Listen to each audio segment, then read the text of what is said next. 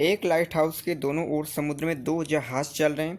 तो जहाज़ों से लाइटों के बीच का शीर्ष का यहाँ पे उन्नयन कोण दिया गया है कि आपका 30 और 45 डिग्री का है। तो लाइट हाउस अगर 100 मीटर ऊंचा है तो हमें उनके बीच की दूरी बतानी है।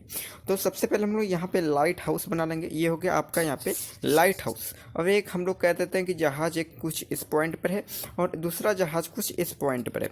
अब इसका उन्नयन कोण यानी कि ये वाला कोण और इसका ये वाला, तो इसका उन्नयन कोण हम लोग मान लेते हैं कि ये 30 डिग्री का बना रहा है और ये जो है यहाँ पे 45 डिग्री का बना रहा है। ठीक है, और ये हमें डिस्टेंस निकालनी है जो कि मेरा, हम लोग इसको एक काम करते हैं, यहाँ से डिस्टेंस इसकी x मान लेते हैं और इसकी डिस्टेंस हम लोग y मान लेते हैं।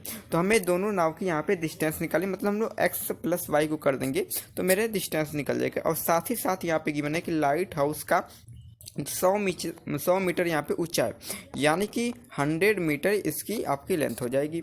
अब इसके बाद हम लोग क्या करेंगे, ट्रिग्नोमेट्री फैक्टर यहाँ पे हम लोग रेशियो का यूज करेंगे। यहाँ पे फिर से हम लोग इसको फिगर को रीड्राउ कर देंगे। तो 45 डिग्री हो गया, इसको हम लोग 100 मीटर कह रहे हैं और इसको हम लोग नाम भी ले लेते हैं। ए हो गया, ये बी पॉइंट, ये सी और ये अगेन डी पॉइंट हो गया।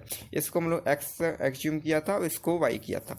अब इसके बाद हम लोग क्या करेंगे, tan इसमें लगाएंगे। अगर हम लोग यहाँ पे ट्रायंगल ए सी डी ले, ए सी डी ट्रायंगल ले, अब इसमें हम लोग tan वाला फार्मूला लगा दें। तो tan आपका यहाँ पे 45 डिग्री होगा। तो tan 45 डिग्री, इसका क्या होता है कि आपका जो AC हो जाएगा, AC की लेंथ आपकी यहाँ पे 100 आ जाएगी और अपॉन ये जो आपका बेस होता है तो बेस आपकी x हो जाएगा।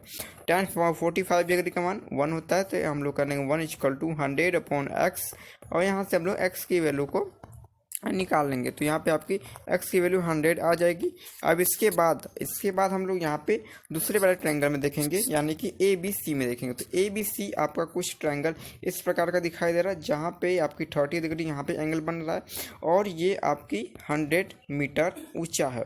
इसमें भी हम लोग अगर tan लगाया जाए, tan 30 डिग्री का वैल्यू आपको लगाया जाए तो यहाँ पे 100 हो जाएगा और नीचे आपकी y हो जाएगी, जो कि हम लोगों ने पहले यहाँ पे एज्यूम किया था, जो उसकी लाइट हाउस है और इससे दूसरे वाले नाव की दूरी।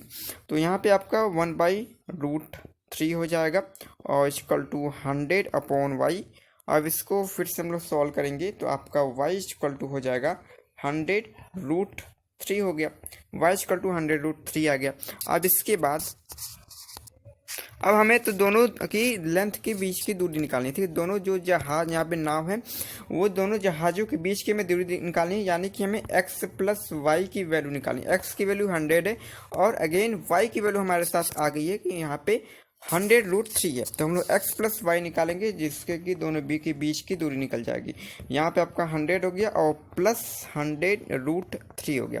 अब इतना करने के बाद हम लोग यहाँ पे 100 को कॉमन ले लेंगे, तो आपका √3 और प्लस 1 बच जाएगा। √3 की वैल्यू आपको पता है कि 1.73 होता है। 1.73 प्लस 1 आपकी वैल्यू हो जाएगी 100 मल्टीप्लाई बाई 2.73 आ गया।